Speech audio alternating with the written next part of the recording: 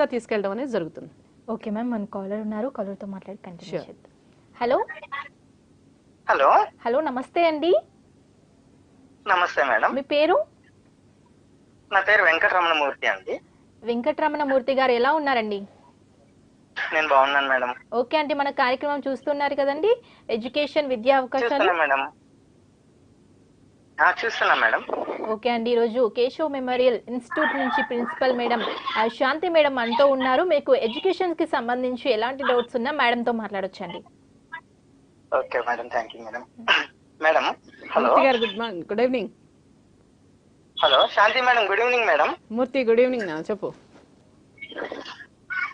Madam ఇది schooling 8th 9th 10th నుంచి NCC అనేది ఇంట్రడ్యూస్ చేయొచ్చు కదా మేడం? అవును. అదే దాని గురించే ఏంటంటే అందరూ డిగ్రీ లెవెల్కి వెళ్ళిపోయిన తర్వాత ఇంట్రడ్యూస్ చేస్తున్నారు. యాక్చువల్ గా ప్రీవియస్ డేస్ ఏంటంటే 8th నుంచే ఎన్సీసీ అనేది ఉండేది అనమాట. అవును. అది ఇప్పుడు ఎందుకు ఇంప్లిమెంట్ చేయట్లేదు అనేసి మేడం. ఇప్పుడు కేశవ్ మెమోరియల్ స్కూల్ దశలోకి వస్తే కనుక స్కూల్లో కూడా ఎన్సీసీ ఉంది మూర్తి గారు. దానికి ఏంటంటే ఎన్సీసీ అనేది సెల్ఫ్ డిసిప్లిన్, ఏ స్థాయిలో అయినా ఇంట్రడ్యూస్ చేసుకోవచ్చు. ఇప్పుడు స్కూల్ స్థాయిలో ఎన్సీసీ కనుక అవలంబించదలుచుకుంటే విద్యార్థి నిజంగా కనుక ఎన్సీసీలో ఉండాలి అంటే ఎన్సీసీ ఇస్ నథింగ్ బట్ క్రమశిక్షణ. నెక్స్ట్ ఏంటంటే దేశం కోసం పోరాడడం, శరీర దారుఢ్యం, ఇలాంటి వాటికి సంబంధించింది. కాబట్టి ఇది స్కూల్ దశలో మీరు చెప్పినట్టు 8th 9th 10th లో కనుక ఎన్సీసీ ఇవ్వాలి అనుకుంటే అది కేశవ్ మెమోరియల్ స్కూల్ స్థాయిలో ఆల్రెడీ ఆచరణలో ఉంది. ఇంకొక డౌట్ మేడం. చెప్పమ్మా. ఇప్పుడు ఇది డిగ్రీ లెవెల్లో సెమిస్టర్ సిస్టమ్ అనేది ఉంది కదండి? అవునండి. ఆ సిస్టమ్ అనేది ఏంటంటే స్టూడెంట్ పాయింట్ ఆఫ్ వ్యూలో ఎంత వరకు సజెస్టబుల్ అంటారు మేడం? సెమిస్టర్ విద్యా వ్యవస్థ ప్రీవియస్ డేస్ లో ఇయర్ వైజ్ సిస్టమ్ ఉండేది. ఒక 11 months వరకు స్టూడెంట్ అనేవాడు ఒక ఎంతో కొంత సబ్జెక్ట్ అనేది ఎర్న్ చేసేవాడు నా ఉద్దేశం. అవును అవును. ఇప్పుడు ఏంటంటే సెమిస్టర్ కి సబ్జెక్ట్స్ మారిపోతున్నాయి. అవును. సో ఆ సబ్జెక్ట్ పరంగా అయితే వాళ్ళు ఎంతవరకు నాలెడ్జ్ గెయిన్ చేస్తారు సెమిస్టర్ సిస్టమ్ లో అని? యాక్చువల్గా ఇయర్ వైజ్ సిస్టమ్ అంటే 2016కు ముందు వరకు ఇయర్ వైజ్ సిస్టమ్ ఉండేది, వైడబ్ల్యూఎస్ సిస్టమ్ అనేది. ఆ తర్వాత సెమిస్టర్ విద్యా విధానం వచ్చింది.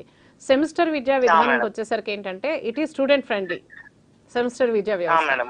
ఎందుకంటే ఒక 5 యూనిట్లు ఉన్న ఏ సబ్జెక్ట్ అయినా 90 రోజుల కాల వ్యవధిలో కంప్లీట్ చేయాల్సి వస్తుంది సెమిస్టర్ విద్యా విధానంలో. అదే ఇయర్ వైజ్ సిస్టమ్ అంటే మనకి యాంపిల్ టైం ఉండేది, 11 నెలల కాల వ్యవధి ఉండేది మనం చెప్పడానికి, పాఠాలు చెప్పడానికి. కాబట్టి ఇప్పుడు 5 నెలల కాల వ్యవధిలో 90 రోజుల్లో సెలవులు పోను, బందులు పోను, వర్షాలు లేదా ప్రకృతి వైపరీత్యాలు పోను, మనకు వచ్చే రోజుల్లో ఆ సిలబస్ కంప్లీట్ చేయాలంటే చాలా కష్టం. కాబట్టి ఈ ఇయర్ వైజ్ సిస్టంలో అయితే స్టూడెంట్స్ మీరు చెప్పినట్టు ఎంతో కొంత నేర్చుకోవడానికి అవకాశం ఉండేది. ఇప్పుడు సెమిస్టర్ సిస్టమ్కి వచ్చేసరికి స్టూడెంట్స్ ఎంజాయ్ చేయడానికి సరిపోతుంది తప్ప అది చెప్పే వాళ్ళకి ఆనందం ఉండదు లేదా ఆశ్చర్యం ఉండదు. అంటే చెప్పాము, ఒక పాఠం చెప్పాము, ఒక విద్యార్థికి ఎంతో కొంత బుర్రలోకి ఎక్కింది అన్న ఆనందం అయితే ఒక లెక్చరర్కి అయితే ఉండదు సెమిస్టర్ సిస్టమ్కి వస్తే. అవును మేడం. హలో చెప్పండి మూర్తి. అయితే ఇంకొకటి మేడం, ఇప్పుడు కేశవ్ మెమోరియల్ కాలేజ్ ఉంది కదా మేడం, దానికి ట్రాన్స్పోర్టేషన్ అనేది ప్రొవైడ్ చేయట్లేదు.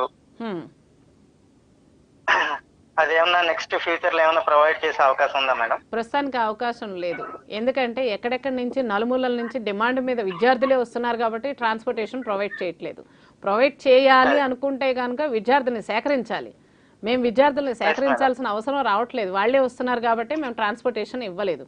ఒకవేళ ఇంకా వ్యవస్థ కనుక స్ప్రెడ్ అయ్యి ఎక్కడి నుంచైనా తెచ్చుకోవాలి స్టూడెంట్స్ని లేదా హాస్టల్ ఫెసిలిటీ ఎక్స్టెండ్ చేయాలి అనుకుంటే ఫ్యూచర్లో ట్రాన్స్పోర్టేషన్ అందించవచ్చు. Okay, last final question madam. Hello చెప్పండి మూర్తి. అయితే ఇప్పుడు యాక్చువల్ గా అన్ని కాలేజీల్లోని ప్లేస్మెంట్ అని ప్రైవేట్ ప్లేస్మెంట్ గురించే కాన్సన్ట్రేషన్ ఉంటుంది. ఒక్క కాలేజ్ కూడా గవర్నమెంట్ జాబ్ అనే దాని గురించి పిల్లలకి ఎవరికి చెప్పట్లేదు అనేసి నా ఉద్దేశం మేడం.